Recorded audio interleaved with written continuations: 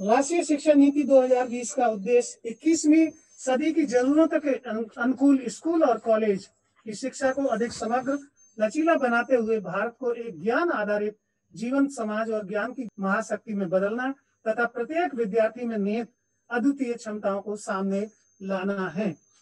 यह शिक्षा नीति 21वीं सदी की पहली शिक्षा नीति है जो कि सबके लिए आसान पहुंच, समता, गुणवत्ता, वैधता और जवाबदेही के आधारभूत स्तंभों पर आधारित है। माननीय प्रधानमंत्री जी की अध्यक्षता में केंद्रीय मंत्रिमंडल ने 29 जुलाई 2020 को राष्ट्रीय शिक्षा नीति 2020 को मंजूरी दी है, जिससे स्कूली और उच्च शिक्षा दोनों क्षेत्रों में बड़े पैमाने पर परिवर्तनकारी सुधार के रास्ते खुल गए हैं। इस शिक्षा नीति का जो डॉक्यूमेंट है वो 4 पार्ट में डिवाइड किया गया है। 8 चैप्टर 1 से लेके 8 तक जो चैप्टर दिए गए हैं they are related with school education and the part second is related with higher education in which 11 chapters are there from chapter number 9 to 19. Part third, other key areas of focus. There are 5 chapters from 20 to 24, and the last part is dedicated to making it happen.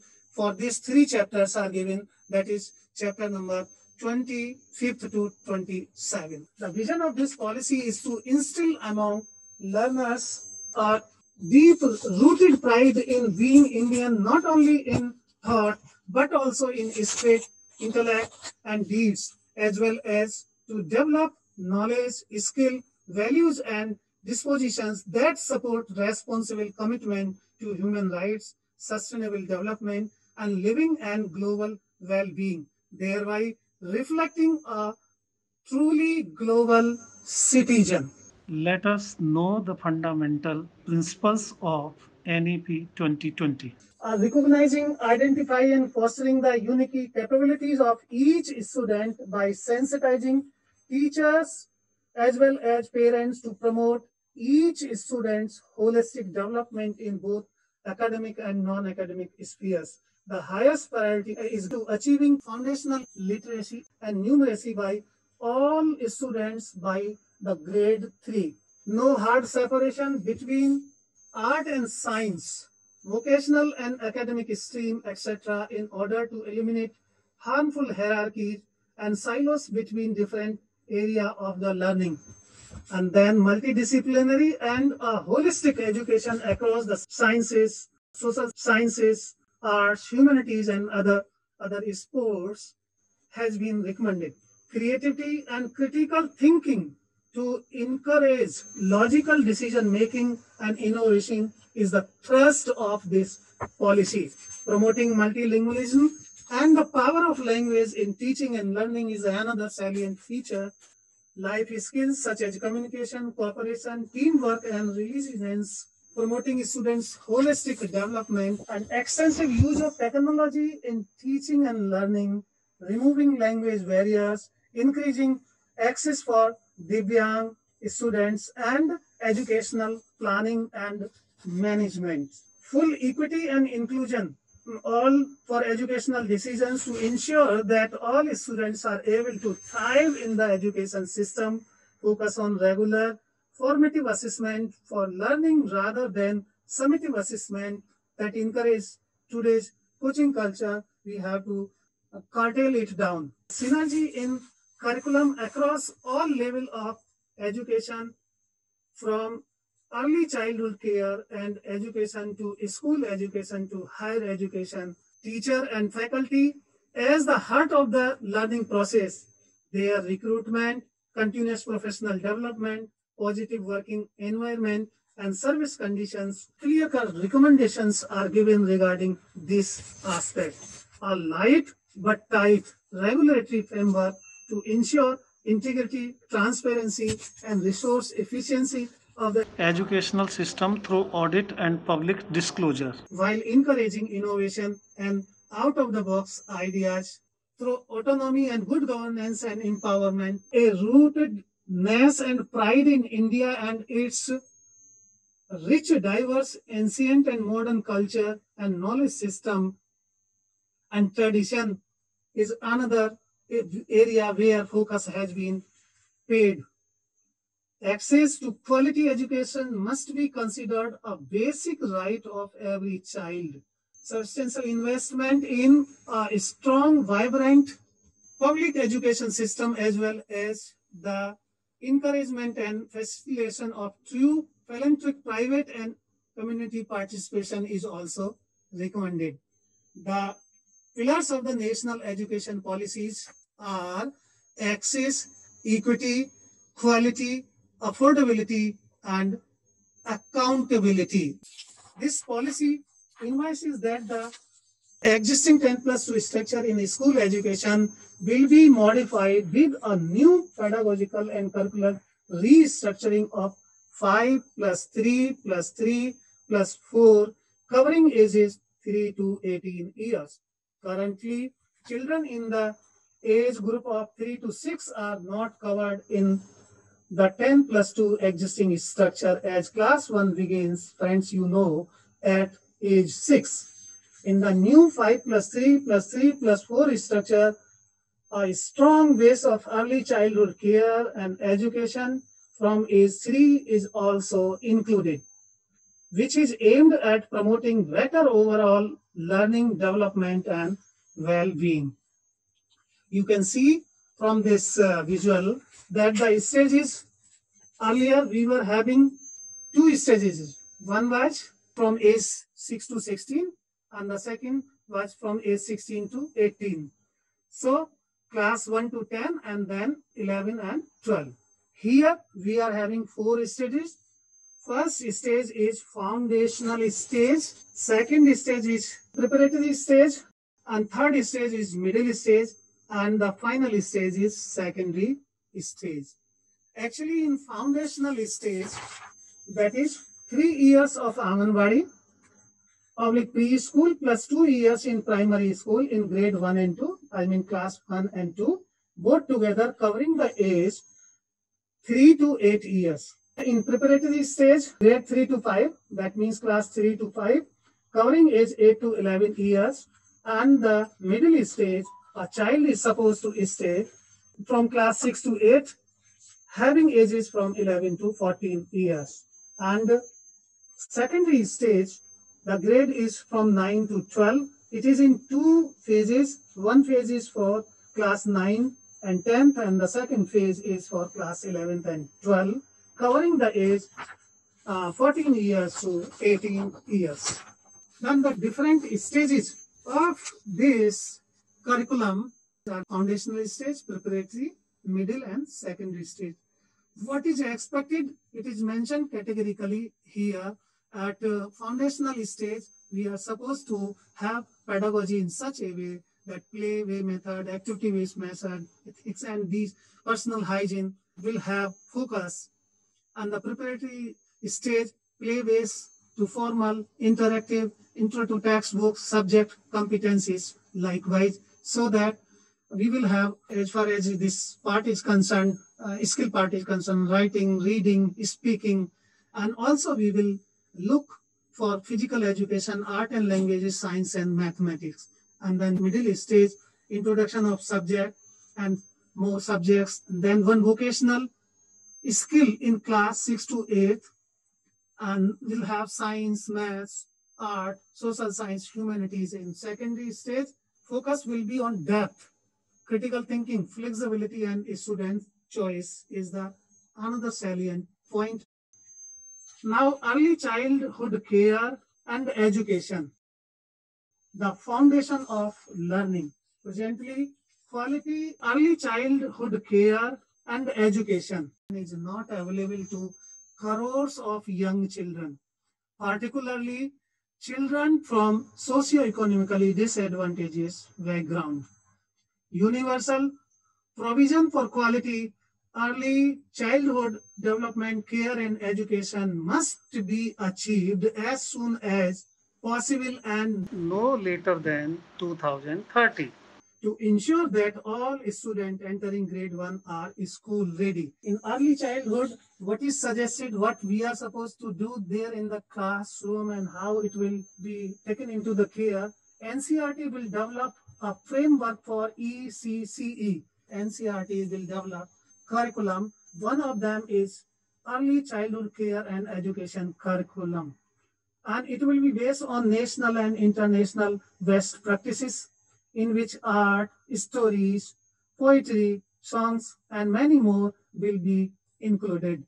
Goals is to make all children entering class 1 to be ready by 2030, and workers and teachers of preschool to be trained especially in ECCE pedagogy, early childhood care and education pedagogy. And it will be conducted either in the pre-primary education will be through either Anganwadi or Anganwadi with primary schools, pre-primary school co-located with primary schools, or standalone preschool. These are the mode by which we will go for this.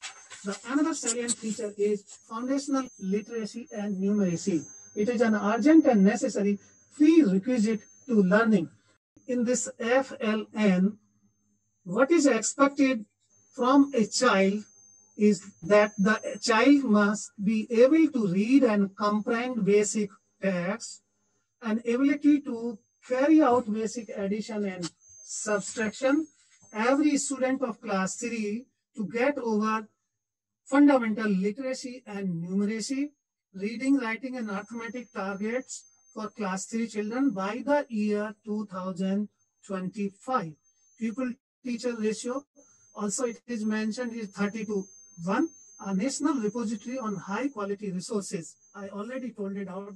With the help of Diksha, we will be able to get the quality resource materials. And another important recommendation is to curtail dropout rates and ensuring universal access to education at all levels, school level as well as higher education level. Curriculum and pedagogy in schools, it has to be in such a way that it should be holistic, integrated, enjoyable, and engaging. Ultimately, the focus is given on the holistic development of the learner. The aim of education will not only be cognitive development of the learner, but also building character and creative, holistic, and well-rounded learners equipped with the 21st century skills. All aspects of curriculum and pedagogy will be reoriented and revamped to attain critical goals of the policy. Specific sets of skills and values across domains will be identified for integration and incorporation at each stage of learning from preschool to higher education. Curriculum content we have to curtail in such a way only and only core essential need to be included. What will happen? This will provide us the space to develop critical thinking, problem solving, and higher order of thinkings, and will have teaching learning to be more interactive, fun and creative, collaborative, exploratory, and experiential. And ultimately, what is expected is to have the holistic development of the learner. Discussion, analysis, this teaching part we are supposed to conduct in our classrooms. Reduce curriculum content to enhance essential learning and critical thinking. Curriculum content will be reduced in each subject to its core essential to make space for critical thinking and more holistic inquiry-based, discovery-based, discussion-based, and analysis-based learning. The mandate content will focus on key concepts, ideas, applications, and problem solving. And accordingly, we are supposed to develop the textbooks. State can develop their textbook or curricula based on NCERT National Curriculum Framework. Textbook shall aim to contain essential core materials with discussion, analysis, example, application, supplementary material as per the local need.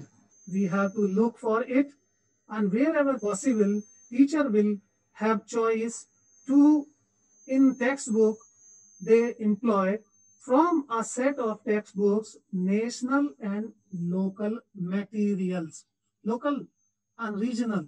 These aspects have been given much more focus. High quality textbooks to be published by the NCERT and SCERTs.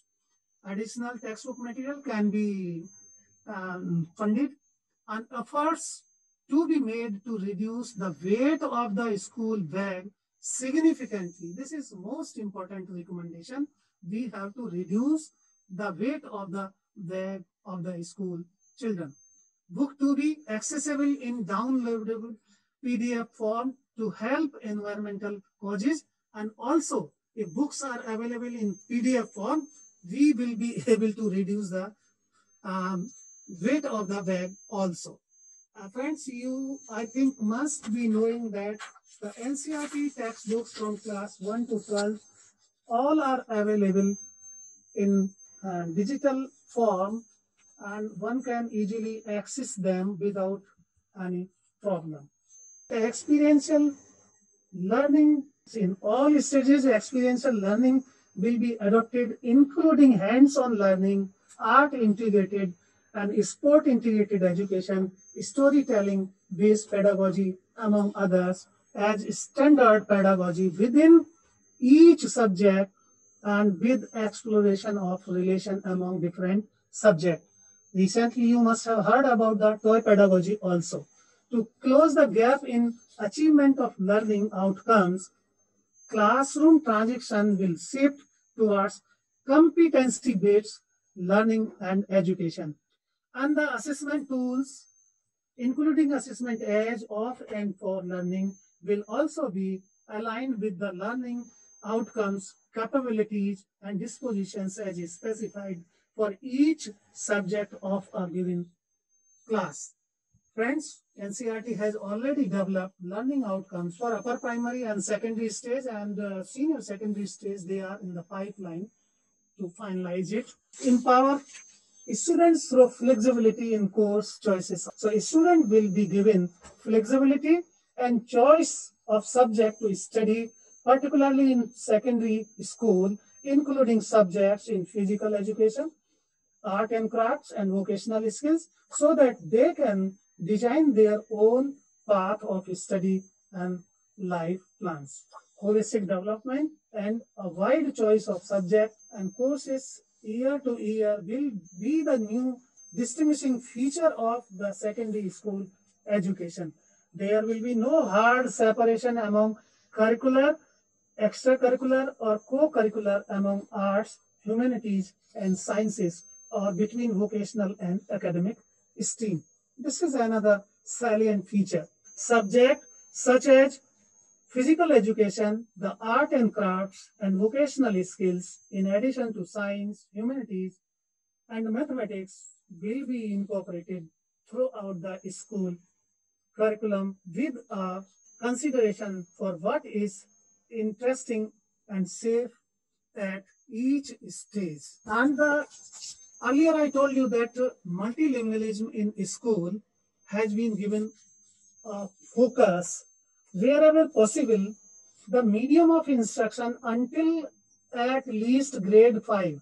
Grade 5 means class 5, but preferably till grade 8, that means class 8 and beyond, will be the home language of mother tongue of local language of regional language, to be followed in both public and private schools. The policy will also implement the three-language formula, but with some flexibility and without imposing any language on a state. Foreign languages such as Korean, Japanese, Thai, French, German, Spanish, Portuguese, Russian will be offered at the secondary level for a student to learn about the culture of the world and to enrich their global knowledge and mobility according to their own interest and aspirations. Now, multilingualism, I already told you, as far as possible, we will keep the medium of instruction at least up to grade 5, but preferably till grade 8, home, mother tongue, local language. Wherever possible, we can go beyond 8th also. Multilingualism to be pushed at age 2 to 8. Teaching process of language should be enjoyable, interactive, lots of conversation, and plenty of readings. Reading and writing of other two languages to start in class 3 and beyond 3 language formula to continue. All language learning to be aimed to be experiential through language, art, music, poetry, and theater. Now, actually, we are supposed to develop our students in such a way that for being good, innovative, adaptive, productive humans, a student need to develop scientific temper, evidence-based thinking, logical reasoning, vocational exposure, digital literacy, coding and computation, creativity and critical thinking, innovativeness, aesthetic and art, languages, oral and written communication, health and nutrition, physical education, and wellness. Under updated inputs for being relevant, initiatives for contemporary subjects like artificial intelligence, design thinking, holistic health, and organic living, and we have to look into these aspects also. Aim of assessment will shift from rote learning memorization to it has to be formative, competency based, promotes learning, develop higher order thinking, critical thinking, and conceptual clarity. You must have heard that we are supposed to assess the children in form of 360 degree assessment. Role of National Testing Agency in bridging schools and colleges. NTA to offer high quality common aptitude test and also the specialized common subject exam twice a year. NTA will serve as premier autonomous testing organization for undergraduate, graduate, and fellowship institutions. Individual university and colleges will be free to use the NTA assessment for their admissions. It is categorically recommended in the policy document that the recruitment and deployment and service environment and culture of the teacher must be like that. The teacher's transfer to be minimal. Teacher eligibility test to be more robust and NTA marks to be taken into account for recruitment. Art, physical education, vocational education, language can be recruited by school complex and shared. School complexes can hire eminent persons or expert as master instructors. Technology-based teacher requirement planning and forecasting exercises will be done in each state /UT. Teacher education programs and offering will also align with vacancies thus projected. Scholarship to attract the talent need to be provided.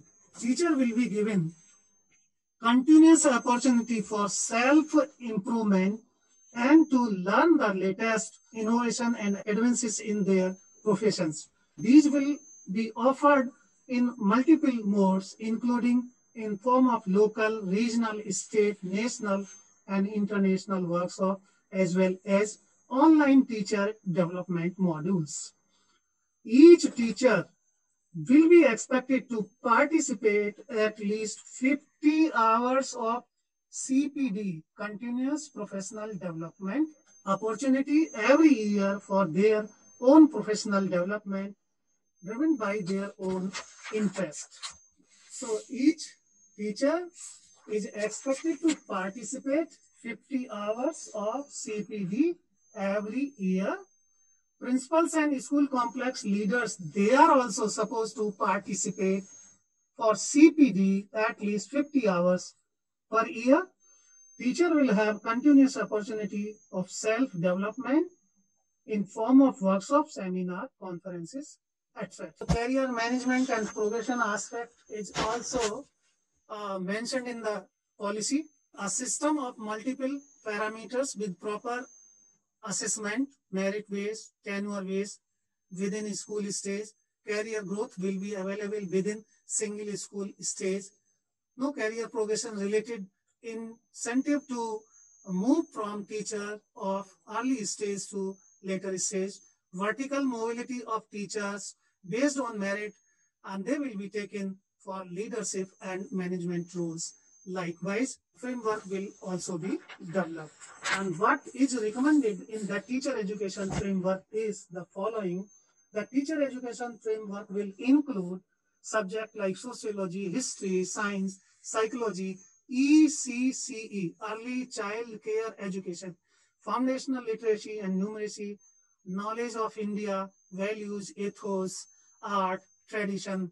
All fresh PhD interns will be required to take credit-based courses in teaching, education, pedagogy, writing. And PhD candidate will also be exposed to pedagogical practices, design curriculum, credible evaluation system, and communication. Then, school quality assessment and accreditation. Friends, you all are aware that institutions, universities, they are accredited by NAAC, National Accreditation.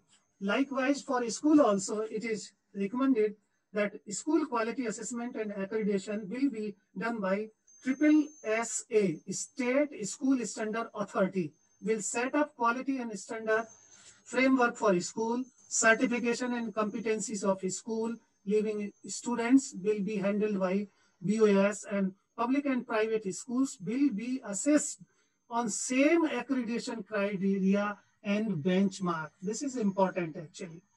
Private philanthropic efforts will be encouraged for quality education while protecting parents' interests. Educational institutions will be held to similar standard of audit and disclosure as a not-for-profit entity. Equitable and inclusive education take care of socio-economically disadvantageous groups, areas with large socially economically disadvantaged groups to be declared as special educational zones, ensure rights to persons with disabilities, and all scholarship and other opportunities we are supposed to provide for socially economic disadvantageous group. And concept of school complex is also given in this policy. Establish school complexes or cluster for better incorporation of art, music, language, vocational subjects, physical education, etc. Have school complex management committees apart from SMCs. DEO and VEO will primarily interact with the school complexes. School development plans by SMC, evolve school complex development plan, SCDP, and DSE through DEO will ensure and confirm SCDP and provide support in terms of financial, human, and physical. Setting standards and accreditation for school education for a periodic health checkup of the overall system. A sample-based national achievement survey of the student learning level will be carried out by the proposed new National Assessment Center. Parak, with suitable cooperation with other government bodies such as the NCERT that may assist the assessment procedure as well as data analysis. Standard and Accreditation Department of School Education will be the apex state level body for monitoring and policy making. Department of School Education will not get involved with provisions and operation of a school. And Directorate of School Education will be responsible for educational operations and service provisions, including officers of VEO and DEO. Effective quality and school self-regulation system will be instituted by a state body, State School Standard Authority, SSSA. SCRTs and NCERT will develop SQAAF School Quality Assessment and Accreditation Framework. An autonomous body, the National Educational Technology Forum, will be created to provide a platform for the free exchange of ideas on the use of technology to enhance learning, assessment, planning, administration, and so on, both for school and higher education. The aim of the National Educational Technology Forum will be to facilitate decision making on the induction, deployment, and use of technology by providing leadership to the education institution, state and central government, and other stakeholders the latest knowledge and research, as well as the opportunities to consult and share the best practices. Creating a dedicated unit for building of world-class digital infrastructure, educational digital content and capacity. It is recommended in the policy that technology in education is a journey and not a destination, and capacity will be needed to various ecosystem players to important policy objectives. A dedicated unit for the purpose of building of digital infrastructure, digital content, and capacity building will be created to look after the e-education needs of both school and higher education.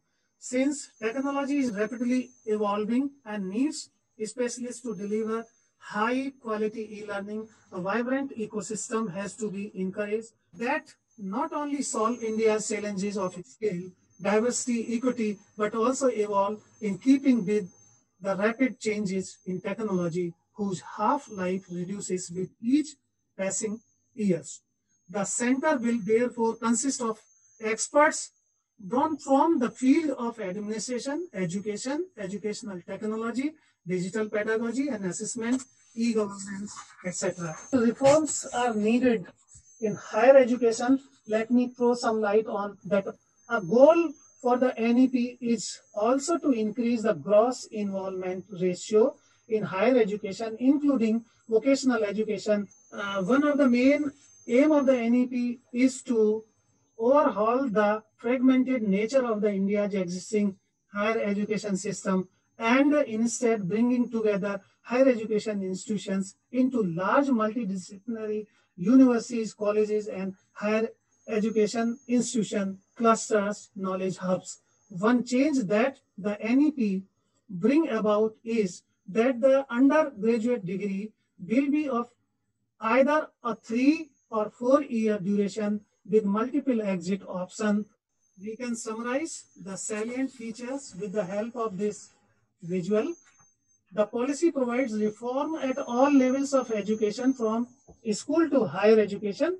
It seeks to increase the early childhood care, reform the curricular exam system, strengthen teacher training, and restructure the education regulatory framework. It also seeks to set up a national higher education regulatory council. Thank you very much.